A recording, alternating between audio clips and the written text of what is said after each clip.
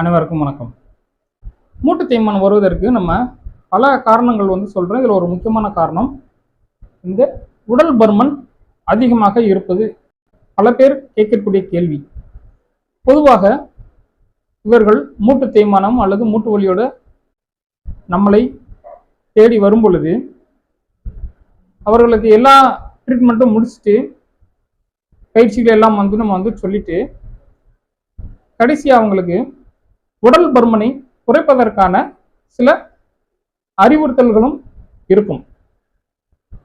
அவங்க கேட்கக்கூடிய கேள்வி, பாடி வெயிட்டுக்கும் என்னுடைய கால் வலிக்கும் என்ன சம்பந்தம் அப்படின்னு.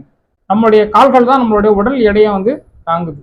நம்ம ஒரு இடத்துல இருந்து இன்னொரு இடத்துக்கு போகும் பொழுது நம்மளுடைய கால்கள் தான் நம்மளோட உடல் எடையை சுமந்துக்கிட்டு போறதும் அதுதான். அப்ப நம்மளோட உடல் எடை அதிகமாக நம்மளுடைய கால்களில் அதோட ஒரு அழுத்தத்தை கொடுக்கும்.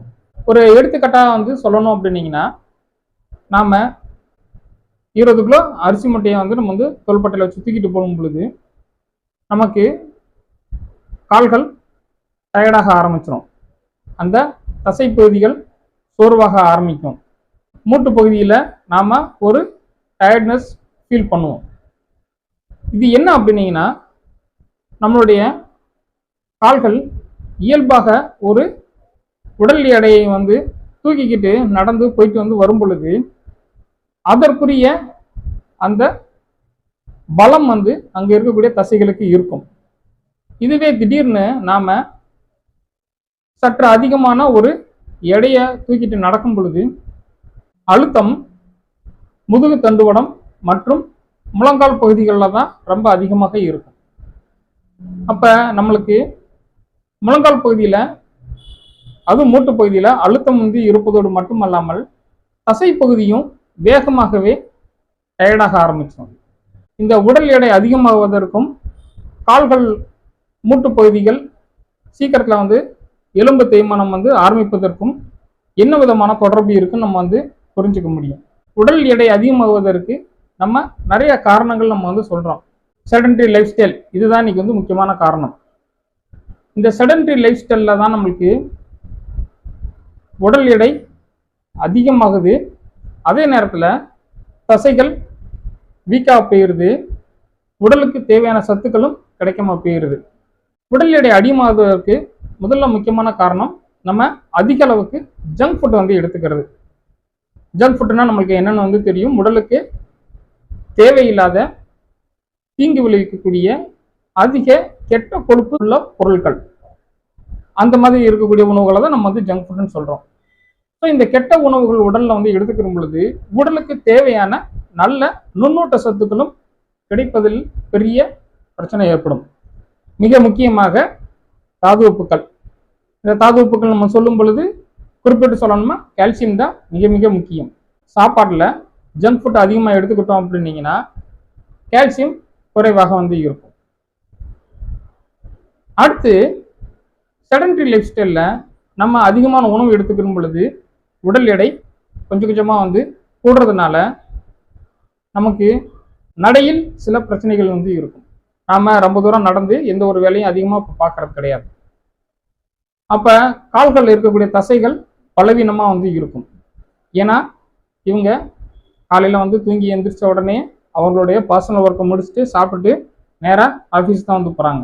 எந்த ஒரு உடற்பயிற்சியும் இருக்காது. ரெண்டாவது ஆஃபீஸ்க்கு இந்த மாதிரி போகும் பொழுது அவர்கள் பயன்படுத்தக்கூடிய டிரான்ஸ்போர்ட்டேஷன் பார்த்தீங்கன்னா டூ வீலர், கார் இந்த மாதிரி ஏதாவது எடுத்து பயன்படுத்துவாங்க. ஆஃபீஸ்லேயும் உங்களுக்கு லிஃப்ட் இருக்கும். ஸோ நடை அப்படின்றது மிக மிக குறைவாக இருக்கும். நடை இருந்தால் தான் காலில் இருக்கக்கூடிய தசைகள் கொஞ்சமாக பலமாக இருக்கும். இப்போ நடையும் உங்களுக்கு குறைந்து போனதுனால கால்களில் இருக்கக்கூடிய அந்த தொடைப்பகுதியில் இருக்கக்கூடிய தசைகள் கம்ப்ளீட்டாக பலவீனமாயிரும். இந்த செடன்டரி லைஃப் ஸ்டைலில் மூணாவது முக்கியமான பிரச்சனை, இவங்க சன்லைட்லேயே படுறது கிடையாது. ஏன்னா அவங்க இன்னைக்கு இருக்கக்கூடிய லைஃப் ஸ்டைலில் பார்த்தீங்கன்னா மேக்சிமம் இவங்க இருக்கக்கூடிய இடம் எல்லாமே சூரிய வெளிச்சம் படாத இடங்கள் தான். வீடுகளுக்குள்ள சன்லைட் படாது. வெளியில் போகும்போதும் கார் எல்லாம் ஏசி போட்டு போயிடுவாங்க. ஆஃபீஸில் போனாலும் அங்கேயும் ஏசிலேயே இருப்பாங்க. ஸோ இவங்க மொத்தமாக பார்க்கும் பொழுது ஒரு நாளைக்கு இவங்க ஒரு 10 நிமிடம் அளவுக்கு கூட சன்லைட்ல பட மாட்டாங்க. ஸோ அப்போ சன்லைட் வந்து கிடைக்காதனால இவங்களுக்கு விட்டமின் டி வந்து கிடைக்காது. ஏன்னா விட்டமின் டி எப்படி உருவாகுன்றது நம்மளுக்கு நல்லா வந்து தெரியும். நம்மளுடைய உடலில் இருக்கக்கூடிய தைராய்டு சுரப்பிகள், கால்சியம் மற்றும் சில வகையான ஃபேட்டி ஆசிட்ஸ் சொல்லக்கூடிய கொழுப்பு சத்துக்கள், இதோட சேர்த்து சூரிய வெளிச்சத்தில் கிடைக்கக்கூடிய அல்ட்ராவயலட் ரேஸ் எல்லாம் வந்து ஒரு பெரிய ப்ராசஸ் நடந்து முடிஞ்சு நம்மளுக்கு விட்டமின் டியா அது ஒரு சத்து வந்து கிடைக்குது. சன்லைட்ல இருந்து கிடைக்க வேண்டிய விட்டமின் டியும் வந்து குறைஞ்சு போயிடுது. இப்போ நம்ம இந்த செடன்டரி லைஃப் ஸ்டைல் சொல்லும் பொழுது நம்ம இந்த மாதிரி பலவிதமான பாதிப்புகளுக்கு நம்ம வந்து ஆளாக்குறோம். இதில் முக்கியமான பாதிப்பு இன்னைக்கு மூட்டு தேய்மானம் தான். இதை தடுப்பதற்கு நம்மளுடைய உடல் எடையை கட்டுக்குள்ள வந்து வைத்திருக்கணும். அப்போ செடன்டரி லைஃப் ஸ்டைல இருந்து நம்ம வந்து கொஞ்சமாவது நம்ம வந்து வெளியில வந்து வரணும். தினமும் குறைந்தபட்சம் 30 நிமிடம் முதல் 60 நிமிடமாவது நம்ம உடற்பயிற்சி செய்யணும். அதற்கப்புறம் உணவு கட்டுப்பாடு கண்டிப்பா வந்து வேணும். இந்த உணவு கட்டுப்பாடுன்னு எல்லாருக்குமே சாப்பிட்றத குறைக்கிறது அல்லது பட்டினியா இருக்குன்ற மாதிரியான ஒரு உணவு கட்டுப்பாடை பத்தி தான் நம்ம வந்து யோசிக்கிறோம். உடலுக்கு தேவையான சத்துள்ள வந்து பொருள்களை வந்து எடுத்துக்கிறணும். உடலுக்கு தேவையில்லாத கெட்ட கொழுப்புகள் அதிகமாக உள்ள பொருள்களை நம்ம வந்து அவாய்ட் பண்ணணும். மிக முக்கியமாக நான் வந்து குறிப்பிட்டு சொல்லணும் அப்படின்னீங்கன்னா, சாலையோர உணவகங்கள், துரித உணவகங்கள், எண்ணெயில் பொரித்த உணவுப் பொருட்கள், தின்பண்டங்கள் இதெல்லாம் நம்ம வந்து தீரணும். அதை வந்து அன்றாடம் எடுத்துக்கொள்வதை நிப்பாட்டிடலாம். அடுத்தது இன்னைக்கு பல பேர் செய்யக்கூடிய இன்னொரு வந்து தப்பு, பேக்கிங் ஃபுட்டுன்னா நமக்கு வந்து தெரியும். நிறையா வந்து ஸ்நாக்ஸ் ஐட்டம் இன்னைக்கு வந்து பேக் பண்ணி வந்து வருது. இதில் இன்னைக்கு பல பிரச்சனைகள் இருக்கிறதா நம்ம வந்து கேள்விப்பட்டிருப்போம். முக்கியமாக வந்து உடலுக்கு தீங்கு விளைவிக்கக்கூடிய கலரிங் மெட்டீரியல், ப்ரிசர்வேட்டிவ் மெட்டீரியல், இது வந்து இன்னைக்கு முக்கியமான வந்து பிரச்சனை. இது எல்லாம் வந்து உடல் எடையை அதிகப்படுத்துவதற்கான முக்கியமாக காரணமாக சொல்லப்படுது.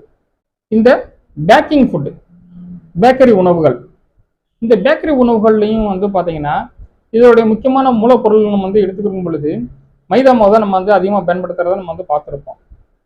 ஏன்னா இந்த மைதா மாவு எப்படி தயார் பண்ணுறாங்க, இது என்ன மாதிரியான ஒரு உணவுப் பொருள் நம்மளோட உடலுக்குள்ள வந்து போச்சு அப்படின்னா இது என்னென்ன பாதிப்பெல்லாம் ஏற்படுத்தும் அப்படின்றது நமக்கு நல்லா வந்து தெரியும். ஸோ இந்த மாதிரி உணவுகளெல்லாம் நம்ம வந்து அவாய்ட் பண்ணணும். மிக முக்கியமாக நம்ம வந்து இன்னைக்கு கவனத்தில் எடுத்துக்கணும் அப்படின்னீங்கன்னா, குளிர்பானங்கள், பாட்டில்களில் அடைக்கப்பட்ட காற்று நிரப்பப்பட்ட குளிர்பானங்களை நம்ம வந்து எடுத்துக்கிறத குறைச்சிக்கிறது ரொம்ப ரொம்ப நல்லது. ஏன்னா இதுவும் இன்னைக்கு நம்ம உடல்ல வந்து பலவிதமான உபாதைகளை ஏற்படுத்துவது மட்டும் அல்லாமல் நம்மளுடைய உடல் எடை கூடுவதற்காக சில பிரச்சனைகளையும் வந்து இது வந்து அதிகமாக்கி விட்டோம். செரிமான மண்டலத்தில் ஏற்படுத்தக்கூடிய பிரச்சனைகள் தான். ரைட். ஸோ அப்போ நம்ம வந்து இந்த ஜங்க் ஃபுட்டு, ஹோட்டலில் சாப்பிட்றது, பொரித்த உணவுகள், குளிர்பானங்கள், இந்த பாக்கெட்டில் அடைக்கப்பட்ட உணவுகள், பேக்கரி ஃபுட்டு, இந்த மாதிரி எல்லாத்தையும் நம்ம வந்து கொஞ்சம் அவாய்ட் பண்ணுறது மிக முக்கியம். அடுத்தது நம்ம வந்து செய்ய வேண்டிய விஷயம், தினமும் உணவில் நம்மளுக்கு கால்சியம் சத்து உள்ள உணவுப் பொருட்களை வந்து எடுத்துக்கிறது. இன்னைக்கு கால்சியம் சத்து உள்ள உணவுப் பொருட்கள் பாலில் வந்து இருக்கு, பருப்பு வகை உணவுப் பொருட்களில் வந்து இருக்கு, பல வகை கீரைகளில் வந்து இருக்கு, பழங்களில் வந்து இருக்கு. இதெல்லாம் ஏற்கனவே ஒரு வீடியோவில் நான் வந்து போட்டிருக்கேன், பாருங்க. ஸோ அந்த மாதிரி உணவுகளை நம்ம வந்து தினமும் ஏதாவது ஒரு உணவுப் பொருள் நம்ம வந்து தினமும் எடுத்துக்கிறது ரொம்ப ரொம்ப நல்லது. ஏன்னா நம்மளுக்கு தினமும் குறைந்தபட்ச கால்சியம் சத்தாவது நம்மளுடைய உடலுக்கு கண்டிப்பாக எடுத்துக்கிறணும். நாம இதில் ஏதாவது ஒன்று நம்ம வந்து தினமும் எடுத்துக்கிட்டோம் அப்படின்னீங்கன்னா உடலுக்கு தேவையான கால்சியம் நம்மளுக்கு அன்னன்னைக்கு கிடைக்கும். தினமும் வந்து பால் எடுத்துக்கிறது நம்மளுக்கு வந்து மிக முக்கியம். உடற்பயிற்சி அப்படின்றது இன்னைக்கு பல பேர்கிட்ட வந்து இல்லை. இந்த பயிற்சிகள் அப்படின்னு நம்ம வந்து எடுத்துக்கும் பொழுது நம்ம ஜிம்ல தான் வந்து போய் வந்து இந்த பயிற்சிகளை செய்யணுமா அப்படின்னு சொல்லி வந்து கிடையாது. தினமும் வந்து நாம அருகாமையில் இருக்கக்கூடிய பாடசாலைகளில், பார்க்கில், இல்லை நடப்பதற்குன்னு ஒதுக்கப்பட்ட சில இடங்கள்ல, விளையாட்டு மைதானங்கள்ல, இங்க நம்மளுக்கு என்ன மாதிரியான பயிற்சிகள் வந்து செய்ய முடியுமோ அதை நம்ம வந்து செய்யலாம். இந்த பயிற்சிகள் வந்து jogging, running, cycling, swimming, general ground exercise, அதுக்கப்புறம் ஜிம் ஒர்க் அவுட், இந்த மாதிரி பலவிதமான பயிற்சிகள் வந்து இருக்கு.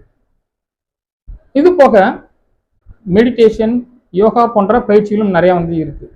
இந்த பயிற்சிகள்லாம் நம்ம வந்து செய்யும் பொழுது நம்மளுடைய உடலுக்கு தினமும் மசிலுக்கு ஒரு அசைவு கொடுக்கும் பொழுது இந்த தசைகள் நன்றாக சுருங்கி உரியும், உடலுக்கு தேவையான ரத்த ஓட்டம் நல்லா வந்து போகும், உடல் வந்து ஒரு புத்துணர்ச்சியோடு இருக்கிறத நம்ம உணர முடியும். மிக முக்கியமாக சன்லைட்ல வந்து தினமும் ஒரு 30 நிமிடம் முதல் 60 நிமிடமாக வந்து நிற்கணும். ஏன்னா இன்னைக்கு இந்த சன்லைட்ல வந்து நிற்கிறது தான் இன்னைக்கு பல பேருக்கு வந்து பிரச்சனையாக வந்து இருக்கு. தினமும் குறைந்தபட்சம் ஒரு 30 நிமிடம் சன்லைட்ல நம்ம வந்து எப்படி நிற்கிறது, காலையில் வந்து கிடைக்கக்கூடிய சூரிய ஒளியில் நிற்கிறது நல்லது. ஏன்னா இந்த நேரம் சூரிய ஒளி கொஞ்சம் மைல்டாக வந்து இருக்கும். அதில் நம்ம வந்து ரொம்ப நேரம் நிற்கும் பொழுது நம்மளுடைய உடல் மிதமான வெப்பத்தில் வந்து சூடாகும். அப்போ விட்டமின் டி உற்பத்தி வந்து கொஞ்சம் அதிகமாக வந்து இருக்கும். வேலைக்கு செல்பவர்களுக்கு இல்லாட்டி வீட்டில் இருக்கக்கூடிய தாய்மார்களுக்கு இவங்களுக்கெல்லாம் வந்து பார்த்திங்கன்னா வந்து இந்த மார்னிங் சன்லைட்டில் நிற்கிறது ஒரு பெரிய பிரச்சனையாக வந்து இருக்கும். ஏன்னா காலையில் எந்திரிச்ச உடனே இவங்களுக்கு வந்து பலவிதமான வேலைகள் வந்து இருக்கும். முக்கியமாக வீட்டு வேலைகள் தான் மிக மிக அதிகம். இந்த வேலையெல்லாம் வந்து கொஞ்சம் ஒதுக்கி வச்சுட்டு இடைப்பட்ட நேரங்களில் ஒரு 30 நிமிடமாவது சூரிய ஒளி உடம்பு ஃபுல்லாக படுற மாதிரி மொட்டை மாடியில் வாக்கிங் வந்து போகலாம், பால்கனி இங்கே சேர் போட்டு கொஞ்சம் நேரம் வந்து உட்காரலாம். ஏதோ வந்து ஒரு வகையில் தினமும் உடல் முழுக்க சூரிய ஒளி படுறோம் போல நாம் அதை செஞ்சு வச்சுக்கிட்டோம் அப்படின்னீங்கன்னா விட்டமின் டி உற்பத்தி குறைந்த அளவுக்காவது நம்மளுக்கு வந்து இருக்கும். ஏன்னா இது மிக முக்கியமாக 35 வயதை கடக்கும் பெண்களுக்கும் 40 முதல் 45 வயதை கடக்கும் ஆண்களுக்கும் மிக மிக முக்கியம். ஏன்னா இவங்க இந்த ஏஜில் தான் பலவிதமாக பல்வேறு உபாதைகளோட இவங்க விட்டமின் டி டெஃபிஷியன்சி இவங்களுக்கு வருது. அப்போ சன்லைட்டில் நிற்கிறது மிக மிக முக்கியம். ஸோ அப்போ நம்ம வந்து ஆக்டிவாக வந்து இருக்கிறதுக்கு தினமும் வந்து பயிற்சி அதை சன்லைட்லேயே பண்ணுறது இன்னும் கொஞ்சம் பெட்டராக வந்து இருக்கும். அது மெடிடேஷனாக இருந்தாலும் சரி, வேறு கிரவுண்ட் எக்ஸசைஸாக வந்து இருந்தாலும் சரி, யோகாவாக இருந்தாலும் சரி, அடுத்து உடலுக்கு தேவையான கால்சியம் சத்துல வந்து உணவுப் பொருட்களை வந்து தினமும் வந்து எடுத்துக்கிறது ரொம்ப ரொம்ப நல்லது. மிக முக்கியமாக உடலுக்கு தேவையில்லாத கெட்ட உணவுப் பொருட்களை வந்து அவாய்ட் பண்ணிக்கிங்க. இதன் மூலமாக நம்மளுடைய உடல் எடை வந்து கூடுவதை நம்ம வந்து குறைக்க முடியும். அந்த செடன்டரி லைஃப் ஸ்டைல் அப்படின்றத நம்ம வந்து ஓரளவுக்கு மாற்றிக்கொள்ள முடியும். ஏன்னா இன்னைக்கு பலவிதமான உபாதைகள் வருவதற்கு காரணமே இந்த செடன்டரி லைஃப் ஸ்டைல் தான். இதற்கு அடுத்து நம்ம இன்னும் பல வந்து வீடியோக்கள்லாம் நம்ம வந்து உடல் பருமன் எப்படி வந்து வருது, இதை போன்ற நிறைய வீடியோ தொகுப்புகளை நம்ம வந்து பார்க்கலாம். இந்த வீடியோவை தொடர்ந்து பார்த்ததுக்கு மிக்க நன்றி. மீண்டும் அடுத்த ஒரு வீடியோவில் உங்களை சந்திக்கிறேன். தேங்க்யூ ஃபார் வாட்சிங். Thank you very much.